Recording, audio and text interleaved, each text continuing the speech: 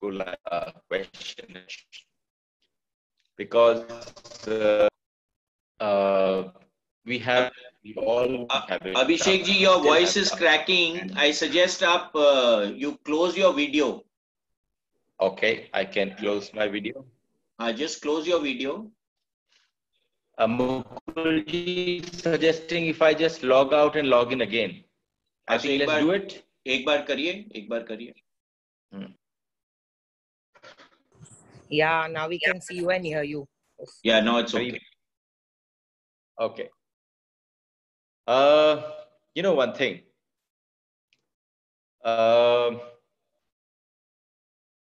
There were few people who asked me that we have not shared anything, just anything about Kailash. And I thought that if I share a very beautiful story to begin with, to melt my own ice of today's morning and become Manas, become a Manas Sarovara. And so this is something, you know, it just transports me to my first sight that I saw. So this is where I am relating to you. The story is from Skanda Purana. And the story from Skanda Purana says that Bhudevi went to Mandhata. Bhudevi Mandhata ji के पास गई. मंदाता ने एक व्रत ले रखा था, एक पत्नी व्रत, और उन्होंने जाकर मंदाता से कहा कि इस पूरे जगत में मुझे आप जैसा पुरुष नहीं मिला, आप मुझे पत्नी के रूप में स्वीकार करें. तो मंदाता ने कहा कि देवी मुझे क्षमा करो, मैं एक पत्नी व्रत हूं, मेरा विवाह पहले से हो रखा है, लेकिन उसने कहा कि मैं इस पूरे ब्रह्मांड में विचरण कर चुकी हूं, लेकिन मुझे कोई आप जैसा नहीं मिला, बस मैं इतना ही चाहती हूं. और मंदाता एक कौन थे? मंदाता एक बहुत बड़े शिव भक्त थे. देखिए, हमारे यहाँ एक डेफिनेशन बड़े की बड़ी गलत हो जाती है. जैसे ही हम कहते हैं बड़ा आदमी, तो वो हमारे लिए सारा बाहर का फसाड हो जाता है. हम कहते हैं बड़ा भक्त, तो बड़ा भक्त की क्या डेफिनेशन है? बड़े भक्त की डेफिनेशन है कि उसका हृदय की जो उदारता है, उसकी जो हृदय की विशालता है, वो बढ़ती चली गई क्योंकि विराट उसमें समाता चला गया. तो मुझे लगता है सिवाय इस बड़ेपन की डेफिनेशन की और कोई डेफिनेशन नहीं हो सकती.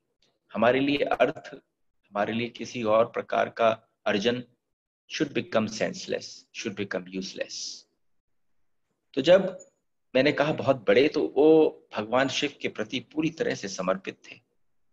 भूदेवी आकर्षित होकर पहुंच गई उनके पास. और आप समझना, कभी कभी जीवन में कुछ ऐसी घटनाएं घटती हैं जिसके आपके ऊपर भी कोई बल नहीं होता कि आप उसको रोक पाए. भूदेवी ने उनका संग नहीं छोड़ा, और एक समय उन्होंने जिस प्रकार से आग्रह किया मांधाता को स्वीकार करना पड़ा भूदेवी को अपनी पत्नी के रूप में. लेकिन भूदेवी ने क्यों मांधाता को स्वीकार किया? पहले क्यों उनकी तरफ आकर्षित हुई? उन्होंने कहा ये सब जितने भी इस संसार में पुरुष हैं, वो सब जरा के अधीन है. वो जरा अवस्था आती है और वो वृद्ध होने लगते हैं, और मैं उसके साथ रहना चाहती हूँ जो सदैव एक सा रहे. तो मंदाता के पास इतनी तप, इतने कृपा का बल था. एक दिवस की बात है कि मंदाता के जो यहाँ कान के पास के बाल हैं वो श्वेत होने लगे, और जब श्वेत होने लगे तो उस दिन भूदेवी ने जैसे अपने पत्नी अपने पति को देखती हो, उसने कहा अरे जरा का प्रभाव आप पर भी होने लगा. और जिस दिन जरा का प्रभाव, तो समझो कहीं पहले आप अपने आप को संभाले हैं, आपका आकर्षण नहीं होता, आपने व्रत लिया था, लेकिन कुछ परिस्थितियों में साधु समाज सबके साथ बैठकर एक निर्णय लिया गया कि भूदेवी साक्षात आपको वरण करना चाहती है महाराज, आप इनका वरण करें। लेकिन भूदेवी ने भी उस समय कह दिया कि मैं तब तक साथ हूं जब तक ये जरा को प्राप्त नहीं होते। आप समझो कि कोई ना कोई ऐसा काम, कोई ना कोई ऐसी लीला शिव की होगी। अब यहां पर तो ये घट रहा था, और कैलाश क्षेत्र में क्या घट रहा था? उस कैलाश क्षेत्र के अंदर चारों तरफ साधु महात्मा सब लोग उस शुष्क वातावरण में, जैसे हमने आपसे कहा था, you can not make a house on a peak, लेकिन शिव वहां बैठे हैं। और जो लोग शिव के अनुगत थे, जो बड़े बड़े ऋषि, बड़े बड़े परमहंस, वो सब कुछ छोड़कर उन कंदराओं में पहुंच गए, उन गुफाओं में पहुंच गए। लेकिन वहां पर जब देखा कि ऐसा वातावरण हो रहा है, सब जगह बर्फ ही बर्फ व्याप्त है और कहीं पर भी कोई जल का कोई स्रोत नहीं है, तो आप समझो किस प्रकार से ये लीला स्कंद पुराण में रचित हुई कि आज भूदेवी ने उनसे कहा कि मैं आज से आपका साथ छोड़ती हूं, क्योंकि आप जरा को प्राप्त हो रहे हैं। मेरे जीवन में कभी जरावस्था नहीं आ सकती, क्योंकि अगर जरावस्था भूमि को आ जाए, भूदेवी को आ जाए, तो जो बार बार अपने बालकों के रूप में इस पृथ्वी का सिंचन करा जाता है, हमारे किसान, हमारे खनिज, हमारे और पदार्थ, वो सब अंदर लुप्त हो जाएंगे। वही भूमि है, और उस भूमि से दिन रात प्रतिदिन कुछ ना कुछ नया जन्म ले रहा है। यानी भूमि सदैव यौवन को प्राप्त है, और जब वो सदैव यौवन को प्राप्त है, तो उसने जरावस्था को धारण करने वाले मंधाता को उसी क्षण त्यागने का वो लिया। और जैसे ही वो जाने लगी, तो मंधाता क्रोध में आकर अपने महल में प्रवेश कर एक धनुष बाण को उठाया और भूदेवी के पीछे तीर कमान लेकर भागने लगे। और भूदेवी का भागना कैसा होगा? ये समस्त भूमि जहां हमारे लिए ऊपर खाबर हो, नीचे हो, खाई हो, गड्ढे हो, वो सब समतल हो जाते हैं। और भूमि का भागना कैसा हुआ? अगर आप कल्पना कर पाओ अपनी दृष्टि से, अपनी अंतर की दृष्टि से, कि किस प्रकार से भूदेवी आगे आगे जा रही होंगी और मंधाता उनका पीछा कर रहे होंगे। मंधाता भी कोई साधारण नहीं, कोई आ जाता पहाड़ तो उस पर चढ़ जाती, ऊपर से छलांग लगाती, उनके पीछे पीछे मंधाता भी दौड़ते भागते ऊपर से छलांग लगाते।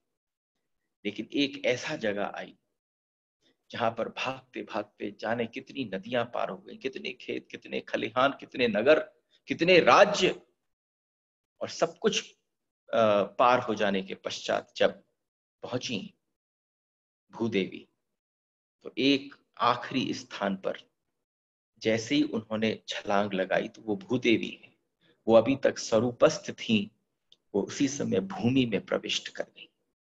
जिस भूमि पर भूदेवी ने प्रवेश किया, यानी भूदेवी भूमि में मिल गई, अब उनका कोई शरीर नहीं रहा। मंधाता क्रोध में थे, अपने धनुष के एक भाग से उन्होंने उस भूमि को खोदना चालू किया, और खोदते चले गए। वो जो खुदान थी उस पूरे इलाके की, वो किसी को कल्पना नहीं थी कि शिव अपने भक्त से क्या कार्य करा रहे हैं। वो भूमि को खोदते गए, इतना बड़ा गड्ढा कर दिया, इतना विशाल गड्ढा कर दिया, एकदम उसकी तह में जाके नीचे पहुंचे, तो एक बड़ा विहंगम शिवलिंग विराजमान था, और 2 हंस उस शिवलिंग की पूजा कर रहे थे। कमाल है, इतनी भूमि से दबा हुआ कोई शिवलिंग, वहां 2 जीवित हंस जो उनकी सेवा कर रहे हैं, पुष्प चढ़े हुए हैं, सब प्रकार की जो दैनिक पूजा होनी चाहिए वो हो रही थी, सब खोदते चले गए। एकदम शिव प्रकट हुए उसके बीच में से। उन्होंने कहा, मंधाता, ये हमारा निमंत्रण था तुम्हारे लिए। मेरे सारे ऋषि इन कंदराओं में बैठकर ऐसी अवस्था में थे, तो मुझे लगा कि ये एक ऐसा वातावरण बनना चाहिए जहां पर तुम पहुंच जाओ। ब्रह्मा भी प्रकट हो गए और देवी देवता भी प्रकट हो गए जब उस लिंग में से शिव प्रकट हुए। सोचिए वही धरातल भूमि है, वही भूमि है जिसको हम कैलाश क्षेत्र कहते हैं। ये जो गड्ढा क्रिएट किया, ये गड्ढा और कोई नहीं था, ये मानसरोवर की तैयारी थी। उन्होंने कहा जाओ, इतना बड़ा उद्योग तुमने किया है, ये 7 स्रोत दिख रहे हैं तुम्हें, ये 7 नदियां हैं, ये नदियां बहती चली आ रही हैं हिमालय की तरफ से, इनके स्रोत को खोल दो। उन्होंने अपने शिव की आज्ञा से उन स्रोतों पर जाकर धनुष बाण का एक अग्रभाग लेकर उसको छेदन किया। उनमें से धारा बहने लगी जल की। जहां पर सब कुछ शुष्क हो चुका था, जहां सब कुछ मृत प्राय हो चुका था, धीरे धीरे जल भरने लगा। वो शिवलिंग बिल्कुल केंद्र में हो गया। तब कहते हैं कि जब वहां कोई नहीं होता तो कभी कभार वो हंस का जोड़ा ऊपर आ जाता है, कभी कभार वो हंस का जोड़ा ऊपर आकर तैरता है। कहाँ? मानसरोवर कौन सा स्थान है? और कोई आपसे कहे कि मुझे हंस दिख गए, संभव नहीं, हमारे ऐसे चक्षु नहीं। 7 स्रोत खुले, 7 नदियों का स्थान उसमें से निकला, सारा जल उसमें भरने लगा। मंधाता को वही समक्ष सामने। देखिए अभी after this talk I will post a video on the WhatsApp group when I was doing परिक्रमा on a Land Cruiser of Kailash, that of Mansarovar. तो मानसरोवर चारों तरफ से भर दिया गया। जब भरा तो वो किसका कार्य था? वो शिव का कार्य था। भूदेवी भी प्रकट हो गई। भूदेवी ने जाकर अपने आप को समर्पित किया मंधाता के चरणों में। ये शिव आज्ञा हुई थी। शिव की आज्ञा के अनुगत मैंने ये भाव आपके आगे प्रस्तुत किया। मैं जब भागी तो मैं इस भूमि में समा गई, क्योंकि भीतर शिव थे और इतने बड़े कार्य को सिवाय मंधाता के कोई और नहीं कर सकता था। तो उस प्रकार से देखिए बहुत सारे जितने पुराण उतनी कथाएं हैं। कुछ कुछ ऐसी हैं जो मुझे बड़ी भाती हैं, जो मैंने अभी आपसे शेयर करी। वो हमारे मानसरोवर के कैसे प्राकट्य हुआ उसका। कई जगह पर होता है कि वो ब्रह्मा का मन है, वो बिल्कुल सरोवर की भांति था। वो विलास भूमि है, और वो विलास भूमि ऐसी है कि आपका मन कैसा है आप आश्चर्य करेंगे। कभी कभी बिल्कुल जल थमा रहता है, कभी कभी उसमें थोड़ी बहुत तरंगे उठती हैं, और कभी कभी उसमें बहुत तेज, जैसे समुद्र में गड़गड़ाहट होती हो, लहरें उठती हैं, ऐसा वहां अनुभव होता है। तो ये हमेशा मुझे ऐसा लगता है जब सुबह के 3, साढ़े 3, 4 बजे के समय पर आप मानसरोवर पर खड़े हों, तो ऐसा लगता है पूरी प्रकृति ध्यान में बैठी है, जल हिल भी नहीं रहा होता। धीरे धीरे उसमें तैयारी प्रारंभ होती है, जैसे प्रकृति एक विहंगम तांडव के नृत्य की तैयारी कर रही हो। अभी शिव नटराज बनकर नृत्य करने आ रहे हो, और जब वो रात्रि में नृत्य करना प्रारंभ करते हैं तो वो एक विलक्षण अद्भुत संगम बन जाता है जो देखने योग्य होता है। इसलिए मुझे लगा कि शिव तत्व है, थोड़ा सा मानसरोवर ले जाऊं, आपके हृदय में भी कहूं कि जितना अनवांटेड था वो सब निकाल दिया मंधाता ने। शिव खुद ना आए, लेकिन शिव ने अपना भक्त भेज दिया। आपके भीतर भी जितना अनवांटेड हो वो निकल जाए। जो तत्व आपके भीतर है उसी को कोई पूज रहा है कॉन्स्टेंटली, खुद पुजवा रहा है, खुद ही पूज रहा है। जहां पर भी ये समष्टि एग्जिस्टेंस कहीं मिलता है, वहां पर एक ही काम होता है, जो पूजने वाला होता है उसी की पूजा हो रही होती है। क्योंकि अगर हम सबके भीतर वही ठाकुर विद्यमान है, तो आप समझना हम अपने द्वारा अपने ही उस रूप को जो उद्घाटित करना है उसकी पूजा कर रहे हैं। Is in the group Neetu Jivraj का जी इज प्रेजेंट।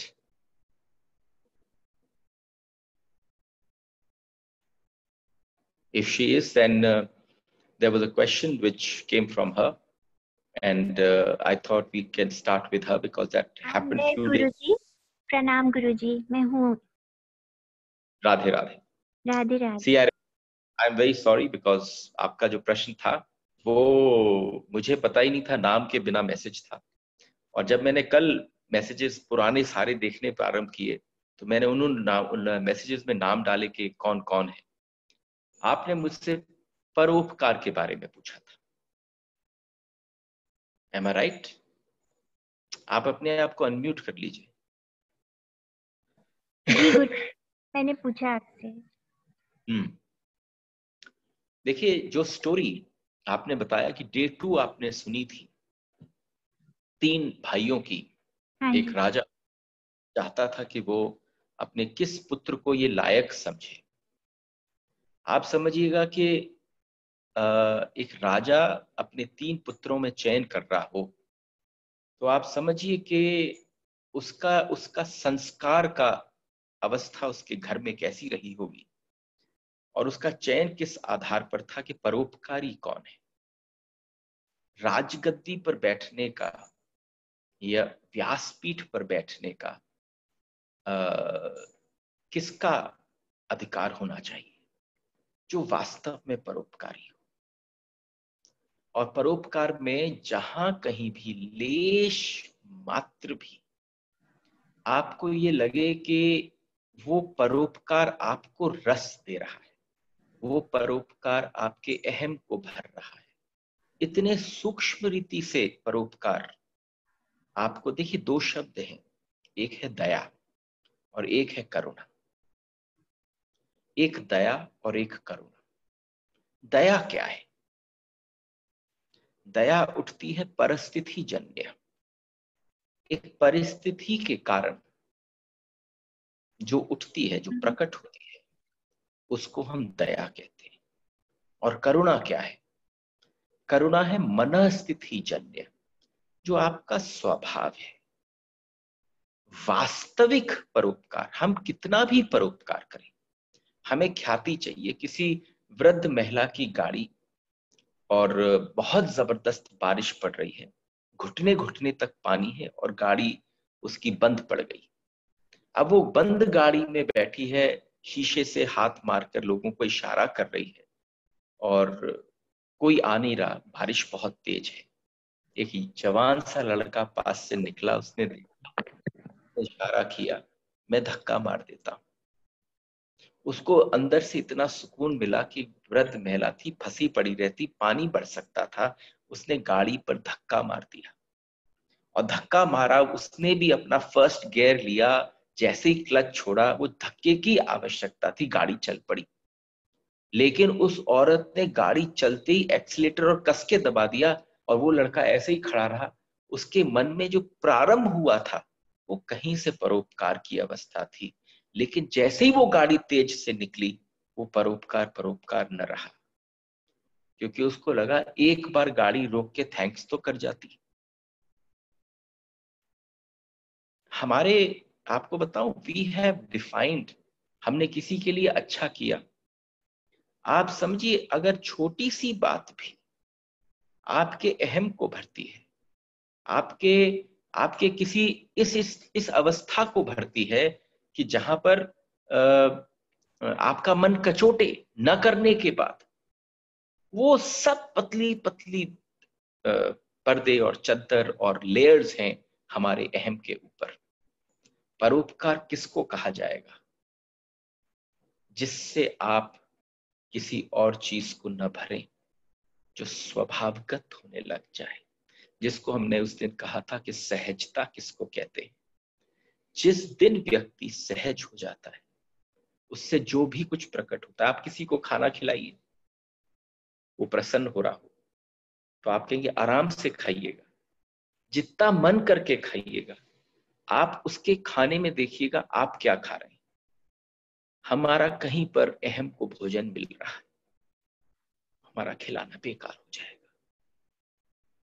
शायद हम इन शब्दों को एक आउटर लेयर से समझ पाए, लेकिन वास्तविक परोपकार, उसने तीसरे को कहा था कि तू बेटर है औरों से।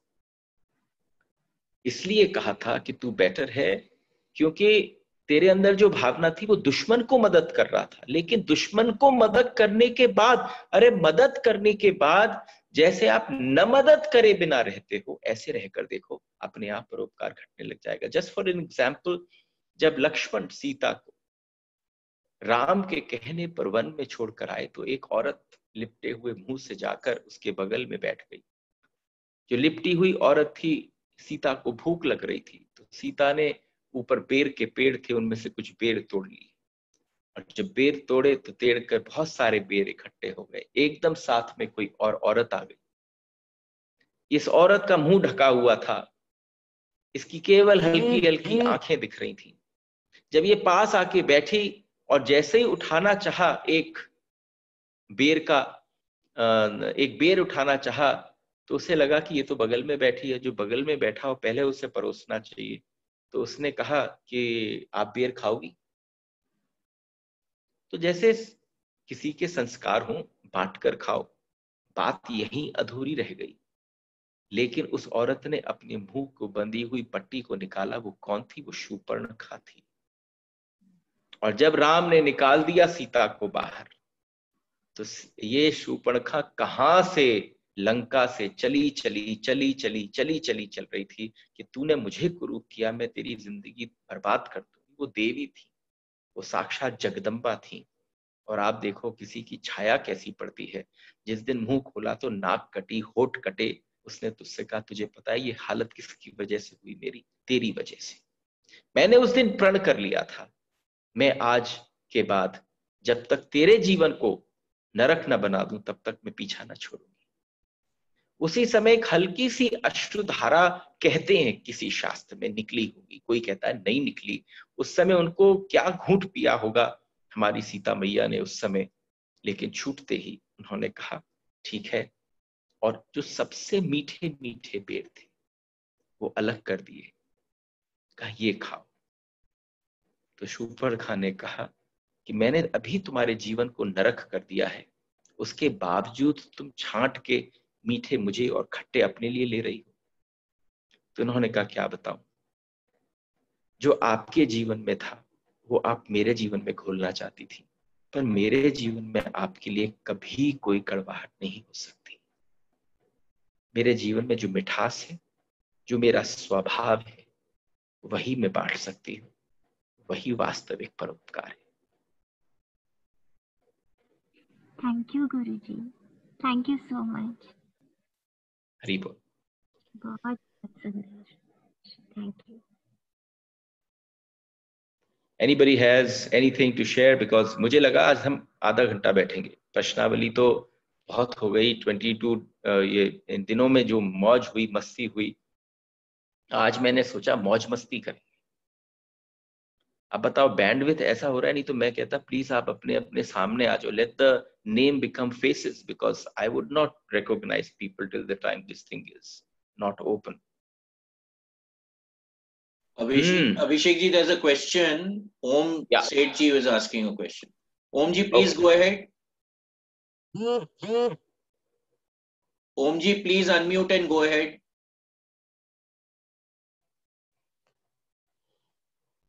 बोलिए।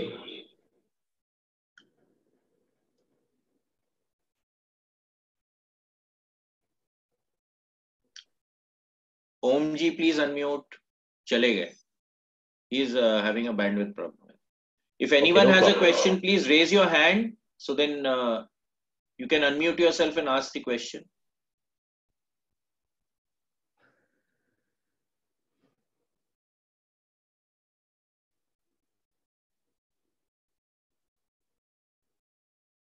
I guess Abhishek ji, take up some question which has been asked in the chat.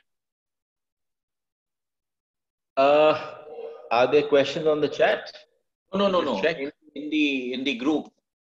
In the group. Okay, so let's do one thing. I just wanted to, because yesterday was Amavasya, and such sessions and series does not end on an Amavasya. So we just had a small battle today. I think we've done it. We'll share this video on the group. And if anybody has any questions, we'll meet there then. तब तक सबको आनंद मंगल। मैंने आज ... करके डाला था group में कि we'll come ahead with some new journeys and we'll meet you then. Thank you. Hari Bol and Radhe Radhe.